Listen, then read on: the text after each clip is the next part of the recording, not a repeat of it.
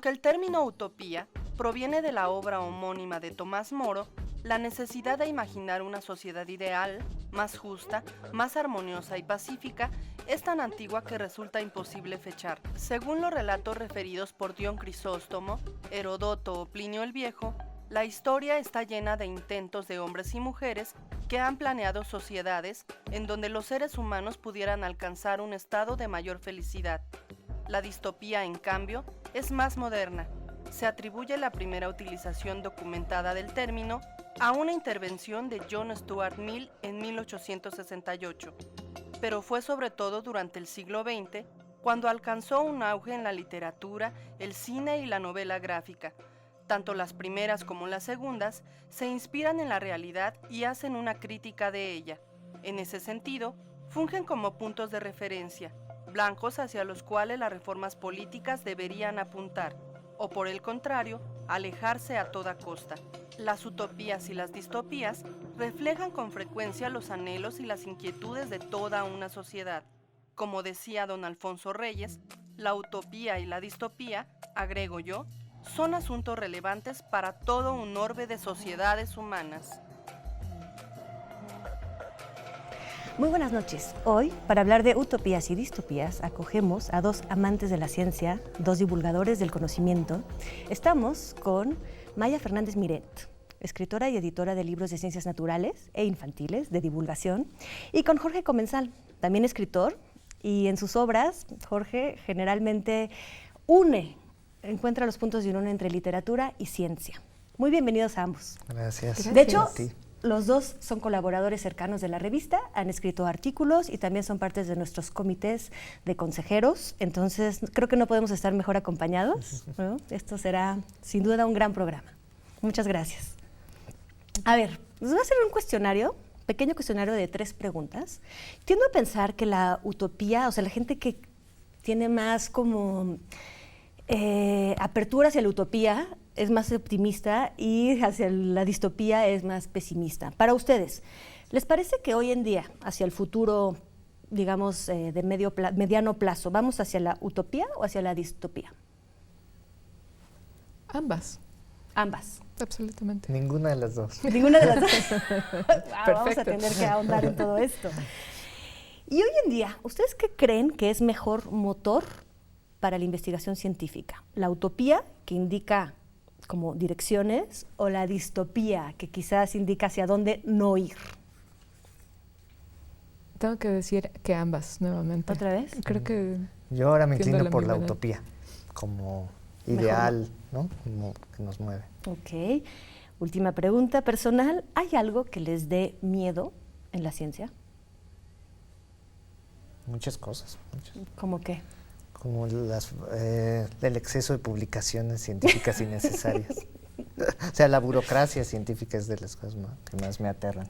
Y bueno, esa es una cosa que es muy aterradora, creo que para muchos, y también hay una, pues, muy cacareada, pero muy real crisis de reproducibilidad en ciencias, sobre todo psicología cognitiva, humanas. En ciencias sociales. ¿Reproducibilidad te refieres a que no se puede repetir el experimento? Incluso los mismos investigadores con la misma metodología solo consiguen reproducir sus propios experimentos como en la mitad de los casos en ciertas disciplinas, pero mucha de la ciencia y mucha de la divulgación incluso está basada en ese corpus irreproducible. Claro. Y entonces un poco estamos, y esto es algo que, por ejemplo, Daniel Kahneman ha discutido mucho, y es que estamos basando conclusiones y decisiones de política pública, entre otras cosas, sobre un cuerpo de ciencia. Por el momento irreproducible. ¿Pero por qué? ¿Pero se publican porque hay una presión para publicar? Entonces, a pesar de que no sean fácilmente reproducibles, ¿se divulgan de esa manera? ¿O es ya condición de la ciencia aceptada? No, pues es que los criterios, hay toda una controversia alrededor de qué criterios estadísticos son adecuados en probabilidad y demás para tomar por bueno un resultado digno de ser generalizado en un experimento social, por ejemplo, cognitivo. Y entonces muchos matemáticos afirman que se han usado medidas defectuosas, ¿no?, para hacer eso. Hay muchas maneras de cucharear resultados para que se adapten mejor a nuestras expectativas. Finalmente, los científicos no son sacerdotes de la verdad, son seres humanos que necesitan su beca para pagar la renta y su chamba para salir adelante, ¿no? Entonces, sí hay incentivos negativos en la ciencia que a veces nos obligan a publicar en exceso o publicar antes de tiempo. Claro. O encontrar los famosos p-values, es decir, para hacer significativos resultados que vagamente lo son.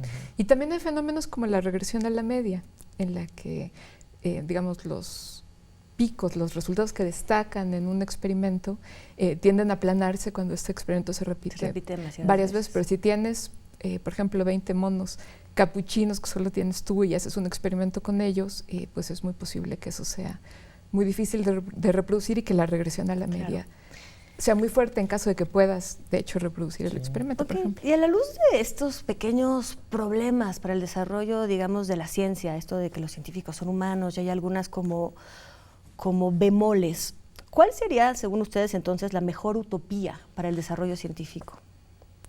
Esa es una pregunta muy linda y creo que todas mis respuestas en este programa van a ser muy ambiguas, porque creo que depende.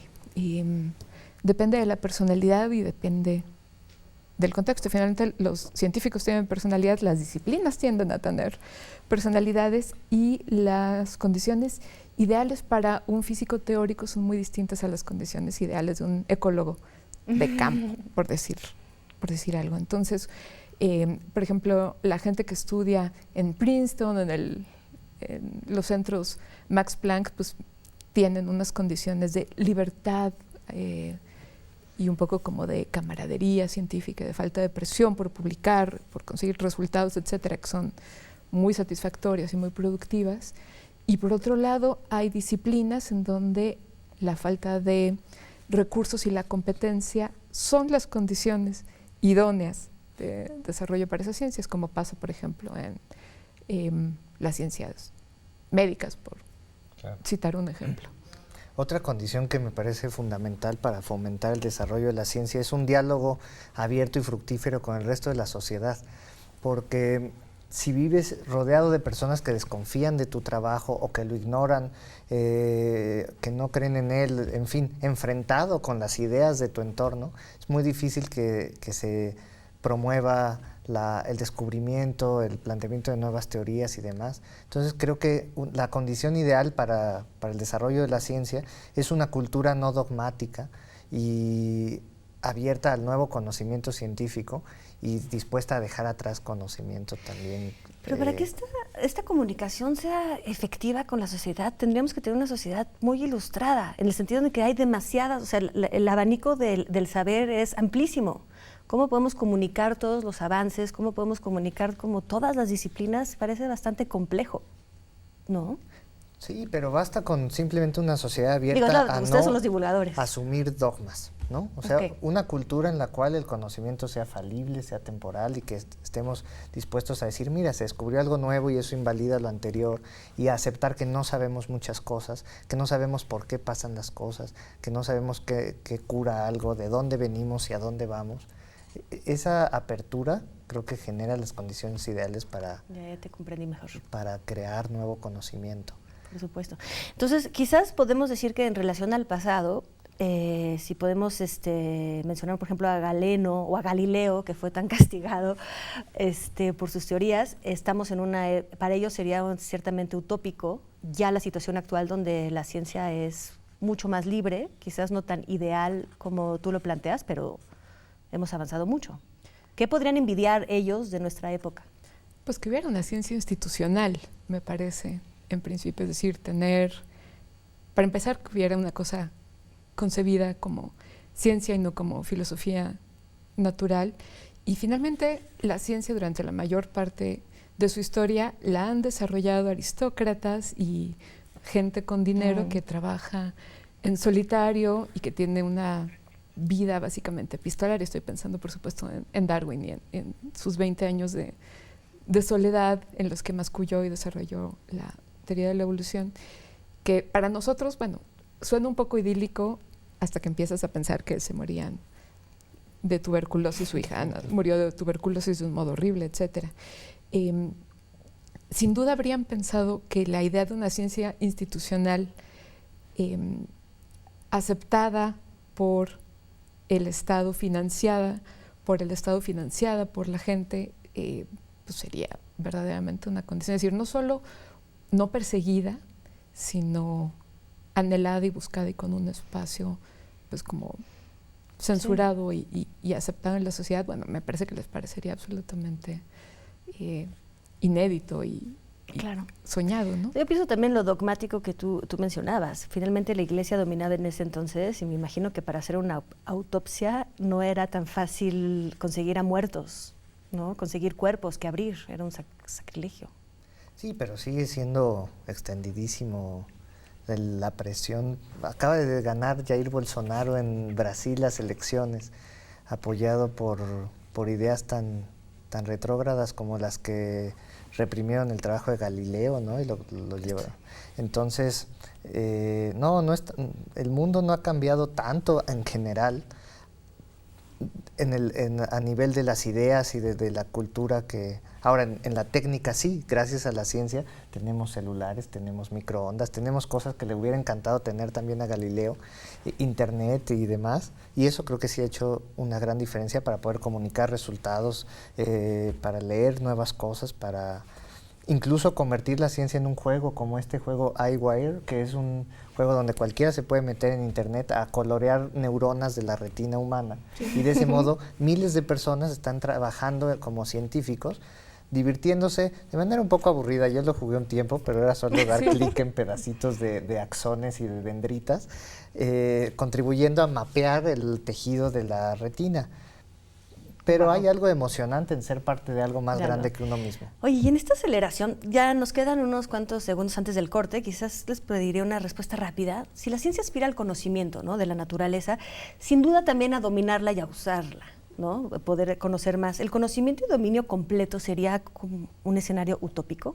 Digo, si no nos da tiempo a responder, volvemos con la pregunta, pero...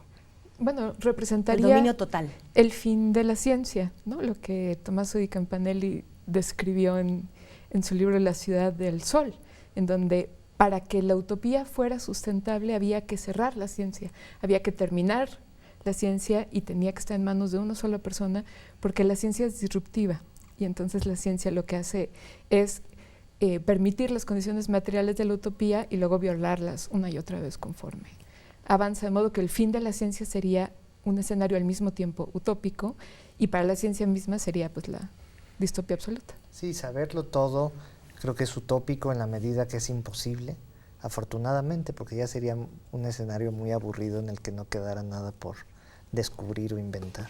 Claro, el paraíso estático, que hoy no se nos antoja nada. Bueno, volvemos en un momento. Por favor, ustedes no se vayan. Regresamos con las utopías y distopías en la ciencia.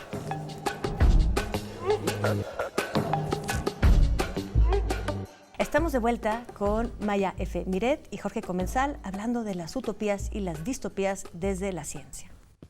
Queridos amigos de la ciencia, ustedes saben que muchos escenarios del fin del mundo acusan al desarrollo científico de las peores catástrofes. ¿Creen que la ciencia o el desarrollo científico está perdiendo legitimidad ante la mirada pública?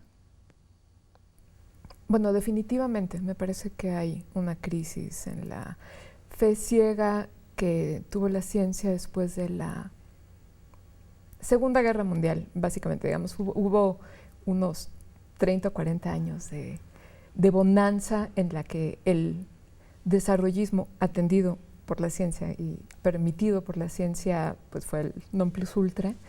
Y hay muchos movimientos que nos están mostrando, es decir, no solo sociales como el regreso, como las regresiones autoritarias que estamos viendo ahora, sino, por ejemplo, el movimiento de los antivacunas, el resurgimiento de ciertos movimientos creacionistas, no en México, pero sí en otras partes del mundo, en donde me parece que se lleva a la ciencia al banquillo de los acusados y se le muestra que no cumplió una serie de promesas, que creo que si los analizas fríamente, por supuesto que cumplió. La vacunación ha sido la revolución de salud más grande en la historia de la humanidad, punto. No hay ni los antibióticos ni la higiene han tenido el impacto que han tenido las vacunas en la supervivencia de la población, y por lo tanto ahora lo que tenemos es una sobrepoblación propensa, por ejemplo, a sufrir catástrofes, por ejemplo, como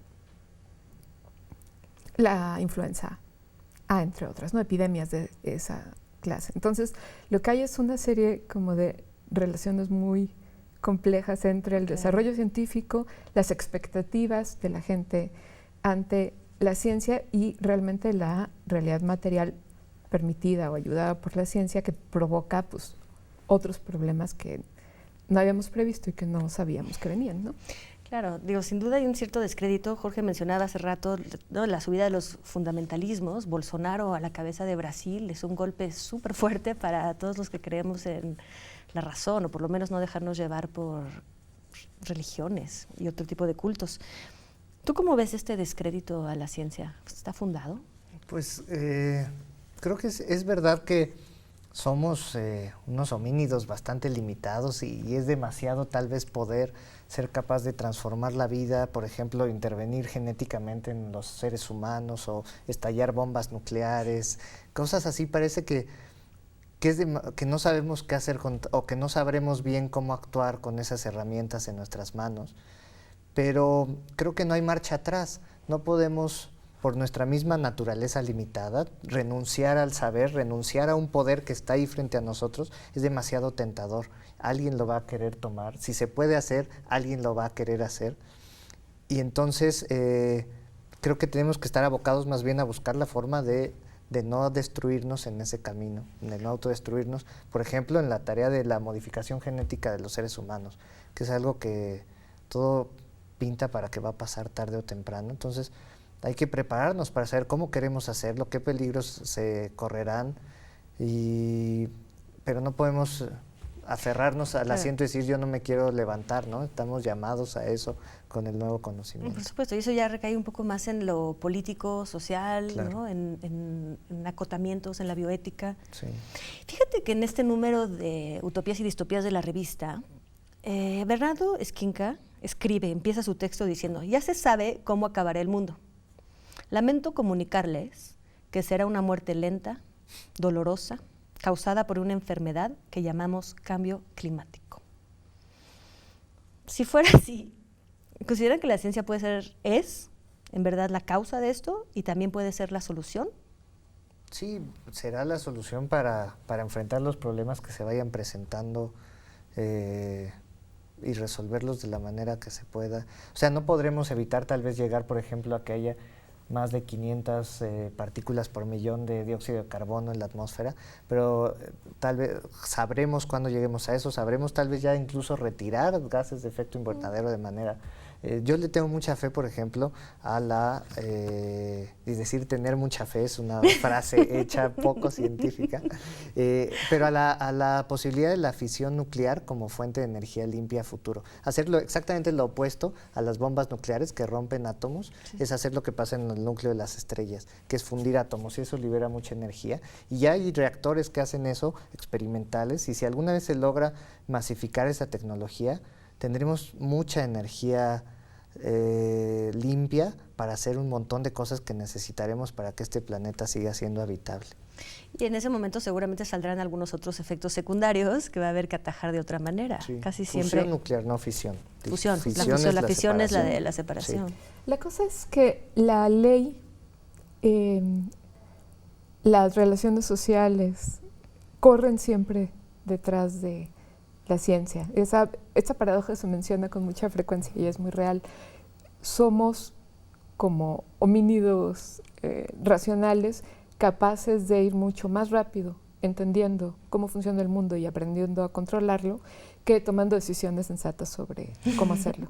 Entonces, el calentamiento climático el calentamiento global, el cambio climático, tiene que ver, por supuesto, con cosas que la ciencia permitió, pero que básicamente en este momento dependen de consensos políticos y sociales y de una idea de bienestar que de nuevo pasa marginalmente por la ciencia, pero que también tiene que ver con educación, con lo que queremos comer, con qué tan lejos estamos dispuestos a ir en nuestras vacaciones, cuánta carne roja realmente queremos comer, y también con cosas que sí, absolutamente tienen que ver con la divulgación de la ciencia, que son, por ejemplo, los impactos relativos entre la minería y la industria agropecuaria, por decir una cosa, ¿no? La industria tiene una muy mala prensa, me parece que ganada a pulso, y no lo discutiré, pero por otro lado, la industria agropecuaria,